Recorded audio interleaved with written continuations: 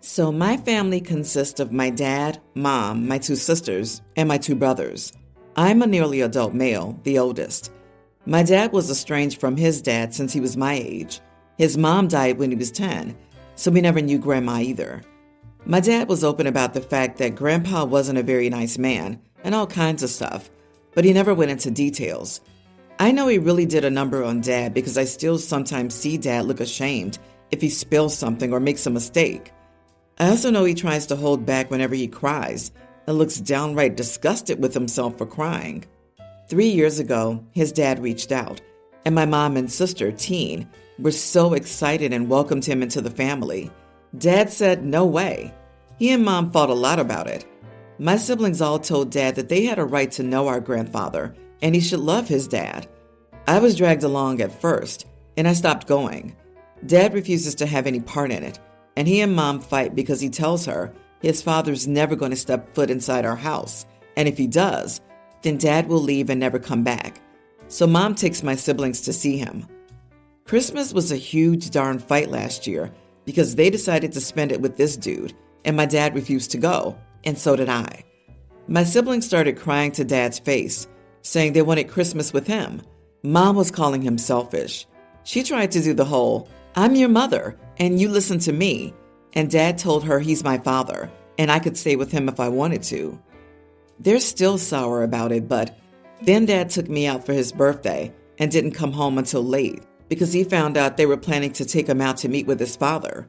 My dad told my mom and my siblings that since he couldn't trust them with his birthday, he'd only celebrate with the people he could trust now. I also heard him tell Mom this couldn't continue and they needed to divorce. Now my mom's freaking out because she doesn't want the divorce, and my siblings are really upset. They told me that I should help since Dad and I are still close. I told them that they should learn to live with the consequences of their decisions. I pointed out to Mom, she was always big on us learning. I told them that this was a big one. My mom told me my siblings are so young and don't deserve this. I told her it was all her fault because she undermined Dad by making a point to demand that he come in front of my siblings so they would think they could manipulate him and not listen. Am I the idiot for telling my mom and siblings they should learn to live with the consequences of their decisions? So this man literally abused your father, and then your mom and sister thought it'd be wonderful that they reconnected? And your father shared this sensitive and personal information with her because he thought he could trust her? Why is your mom mad at him? You're absolutely right, my guy. She did this to herself and her family. Not the idiot, and I can absolutely see this from your father's point of view. My relationship with my father is similar to your father's relationship with your grandfather, and if someone tried to trick me into seeing my father or went around to mend that fence, I'd be absolutely livid. Why is your mother choosing Grandpa over her husband in marriage? Why is having this man in her and your siblings' life worth more to her than her husband's feelings? I'm also going to add that there is no way Grandpa isn't aware that his presence is causing a potential divorce, and he doesn't care as he's getting what he wants. Grandpa's probably thrilled to get a shot at abusing his victim again by torpedoing his marriage and poisoning the kids' minds against him. To me, it sounds like one grandpa is one of those classic superficially charming psychopaths, the sort of guy who wins women over and then brutalizes them, or who could start a cult. There's probably no rational reason that OP's mom has chosen him to the detriment of her marriage. My father-in-law, Paul, has never cooked, cleaned, or done anything for himself. When his wife, who he married as a teen, died, he became helpless. It's been 6 months, and my other two sisters-in-law make him every meal and bring it to him. My husband and his father have a rocky relationship due to many things, but they were never close, so I was never close to Paul. My sister-in-law and her oldest daughter, Lizzie, have asked me to help with meal prep for her father because it's added stress to everyone. He's become ungrateful and complains about the food that they offer or not helping him clean his house often enough. The situation has stressed my husband, who called his father pathetic for yelling at him for not having us help out more. Lizzie called me again, saying she's going on vacation and desperately needs me to help with the meal train for her father while she's gone. I told her to buy him a cookbook and show him how to turn on the stove. Lizzie called me a witch, saying Paul is a traditionalist and has never cooked for himself. I told Lizzie that would be an excellent time for Paul to learn to be a big boy. My husband took the phone from my hand and hung up on his sister. Lizzie took to Facebook. Another family member showed me this and complained about how awful some people treated their elders. She enlisted a church group to make Paul dinners and help him clean while Lizzie and her family vacation. My husband and I think his father's ridiculous because, besides being in his 70s, Paul is not disabled in any way. Am I the idiot for not cooking and cleaning for my father-in-law? My mother-in-law still cooked and cleaned while dying of cancer, so that's why my husband and I really don't care for him. Not the idiot. You're not his daughter. You owe him nothing. If his daughters want to cook for him like he's a helpless child, that's their choice and their business. It's their business if they wish to continue this misogynist way of life. Why aren't they asking your husband to help cook? He's the father-in-law's son. He's already ungrateful. This isn't your problem or responsibility to fix. I feel for those church ladies. Exactly. Lizzie found a church group to help, so the problem was solved. She agreed to take on this thankless task, so shame on her for demanding you fill in for a commitment you didn't make. I have a similar father-in-law. I don't live in the same town as him, but I get to hear about all the coercion he's tried on the one daughter who does. He has sky-high expectations about her cleaning and cooking for him, and zero gratitude. He used to treat my mother-in-law terribly too, but he still uses her passing for pity points. Good for you and your husband for not buying into this. Everyone's the idiot. Lizzie calling you a witch and you remarking for him to put on his big boy pants means that this is not a healthy relationship for you, the sisters, your husband, or your father-in-law.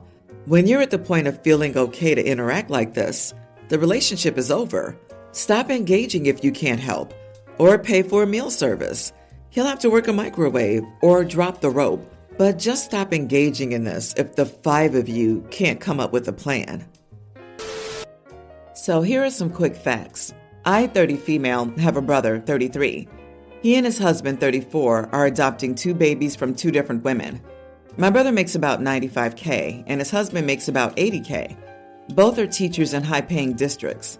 I'm single and make about $60K, also a teacher, and bought a house last year.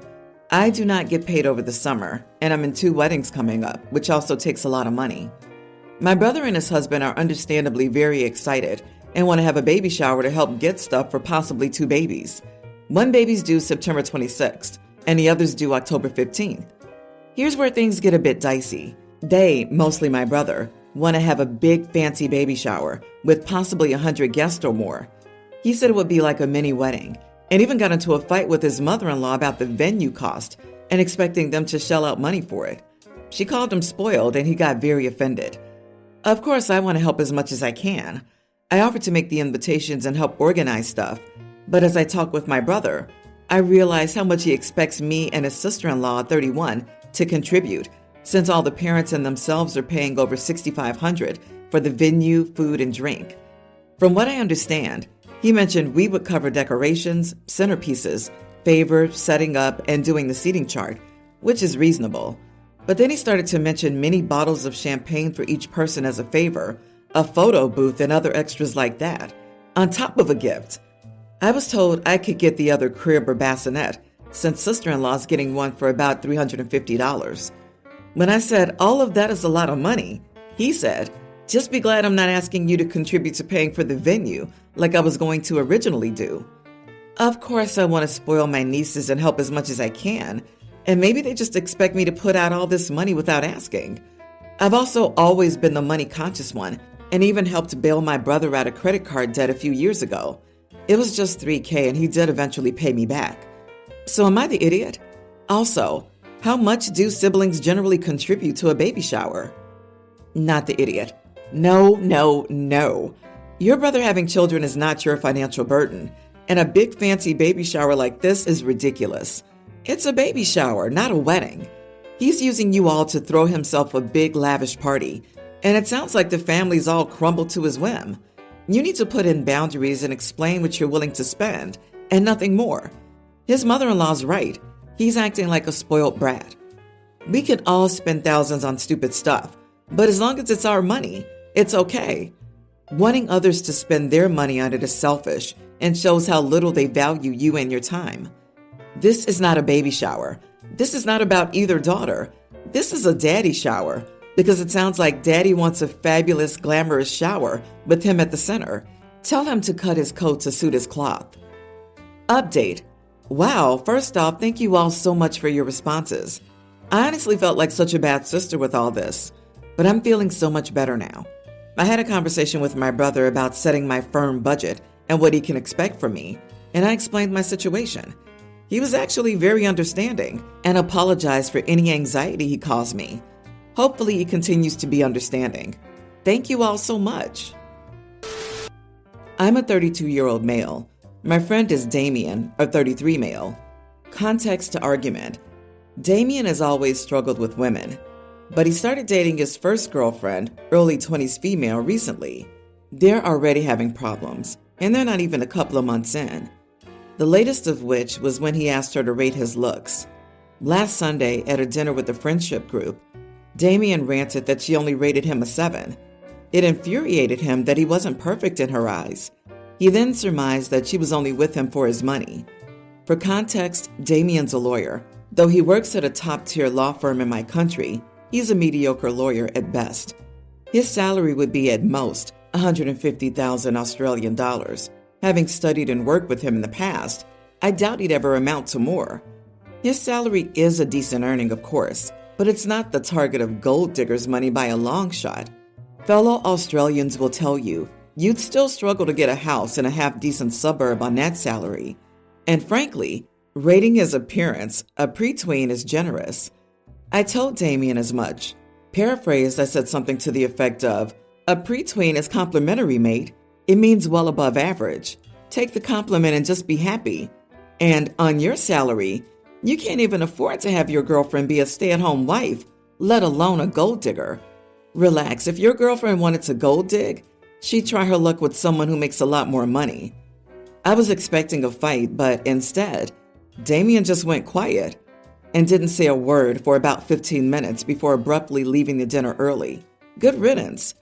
Context to my relationship with Damien. That sounds harsh, and I admit that it is. But Damien's the type who, unironically, believes that facts don't care about your feelings. He's that idiot that takes pride in being brutally honest.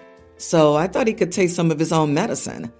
I'll be honest, he's less of a mate and more of an associate I tolerate because he tags along with my friendship group. If it isn't already clear, I have a very low opinion of Damien. The turning point in our friendship was when, during my housewarming, Damien argued with my mother over Australia's application of the Physician's Pledge, a watered-down version of doctors' Hippocratic Oath. It escalated to Damien insulting my mother with, "You're just a cleaner. What would you know?" Yes, at that time my mother was a cleaner, but she was also a top medical student at one of Vietnam's most prestigious universities before she was forced to immigrate to Australia. She was also training to become a Vietnamese translator, specializing in the medical field. She's also the smartest person I know, far smarter than me, and a heck of a lot smarter than Damien. I was already not a huge fan of Damien, but I wrote him off completely after that. So, am I the idiot for agreeing with my mate's girlfriend that he's a pre-tween at best? Not the idiot. I fail to understand why adult couples have this ridiculous rate my attractiveness conversations. Because obviously, any objective answer that isn't, "You're a 10, honey," aka a lie, is going to cause hurt feelings. Pre-tween is generous to any average person. I think your bluntness was the best thing for your acquaintance. He's in danger of losing a good person because he's so far up his own behind, he can't see the sunshine. Also, your mom sounds like a truly awesome person. Even if you had been a true idiot to this guy, I'd still be on your side because he doesn't sound like someone deserving of your courtesy. Suddenly, we all know why Damien struggles with women. Obviously, it's the women's fault. Damien received exactly what he deserved, and there's nothing better than a mate who shows you the mirror. He's rude, self-centered, offensive, and happy to offend others when he can. He just got some reality thrown back at him. May many more girls call him a pre-tween. Everyone's the idiot here. You clearly don't like the guy. Just stop being friends with him. Jesus, it's not that hard. He sounds dense and like a tool, but he also was just venting and you put him down even further with the "plus, you're too poor to be a sugar daddy" comment. Holding something over his head that he said to your mom a while ago doesn't defend this. Just be a decent person. It isn't that hard. If you don't like the guy, just stay away from him. Don't stay in his presence and put him down when he's having a moment. Sheesh. I, 25 male, was together with my girlfriend, 25, for 1 year. Both my girlfriend and I have friends of opposite genders, but there's this one guy that I'm uncomfortable with. My gut screams this guy was waiting for his opportunity.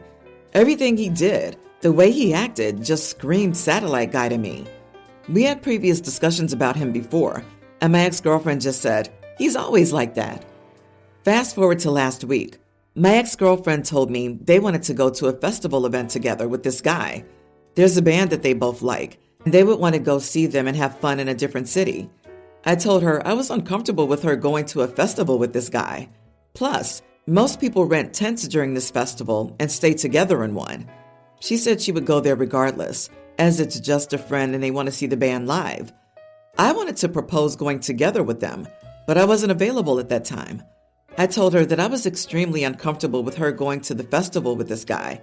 We had a small argument, but she brushed it off. The same weekend, they went there and came back this Monday. We don't live together, but she has clothes at my place. I packed them and delivered them to her on the same day.